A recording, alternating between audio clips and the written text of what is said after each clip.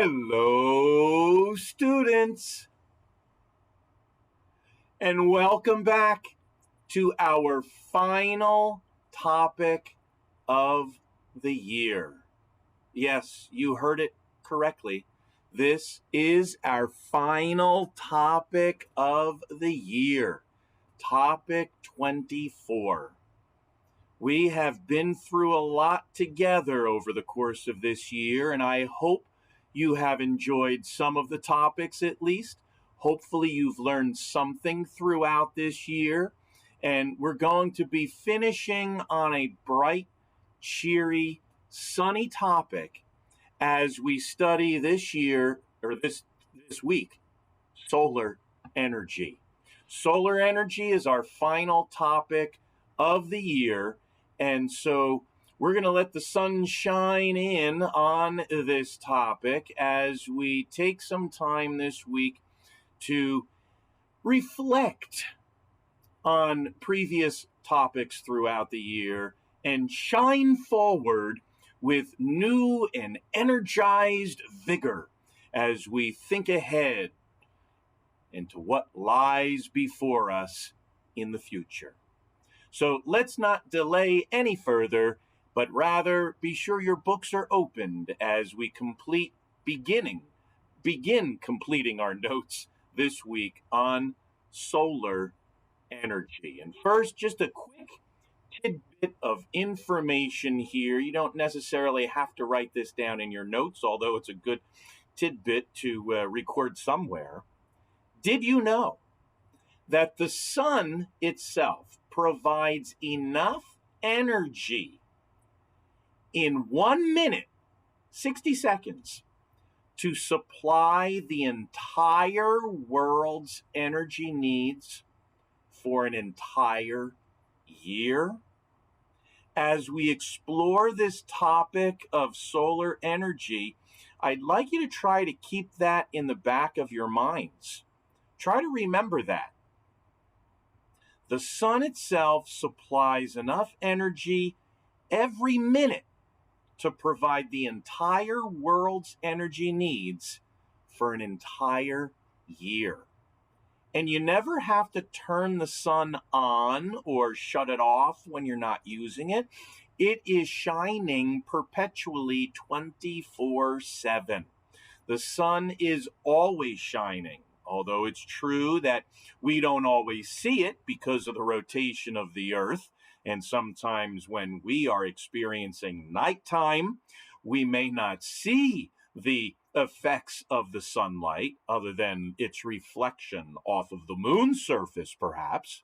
But that doesn't negate the fact that the sun is always shining. It is releasing so much energy that even if we could tap into a mere fraction of that energy, we literally can solve the world's energy demands. That's how energizing the sun is. So this week we're going to be exploring solar energy and some different ways that we as a species can tap into that energy now and into the future.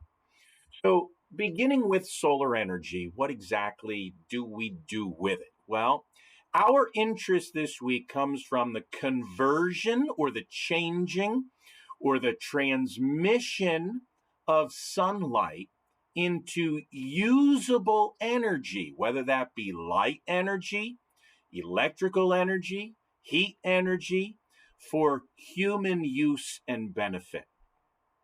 It's basically taking the energy from the sun and turning it into ways that we need it or can use it. Again, whether it be heat, electrical, or light energy, because there are many forms of energy, as you know from the first unit of study when we studied different forms and types of energy.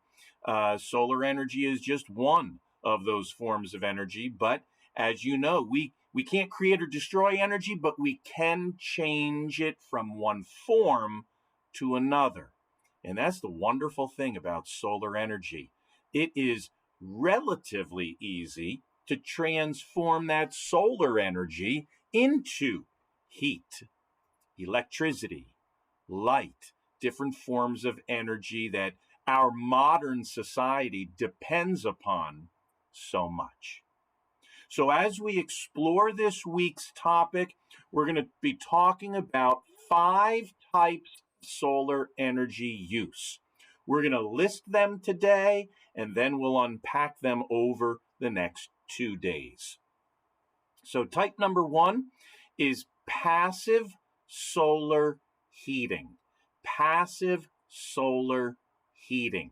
And again, we're going to get into exactly what this means over the next couple days. But item number 1, passive solar heating. I'm giving you a little preview hint using the picture here. You can kind of get a sense, perhaps, of what passive solar heating might be all about. Number 2 is called active solar heating. So again, these first 2 types, utilizing sunlight in order to generate heat for some purpose. The first one is passive. The second one is active solar heating.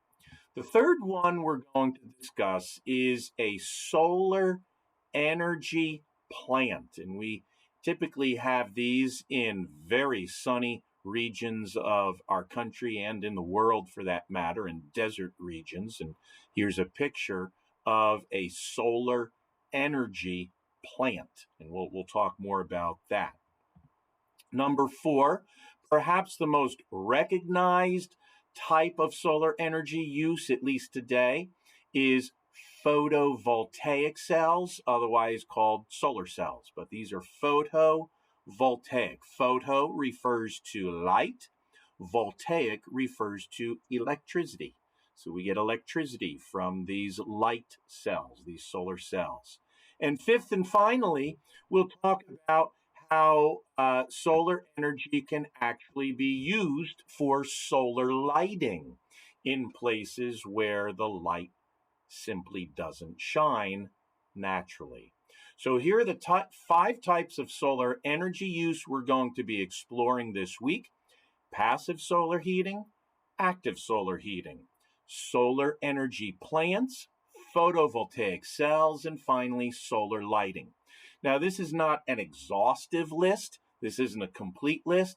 It's just a list of the 5 most popular types of solar energy use. There are others, and as every day passes, new technologies advance as well. But these are the 5 that we will be focusing on this week.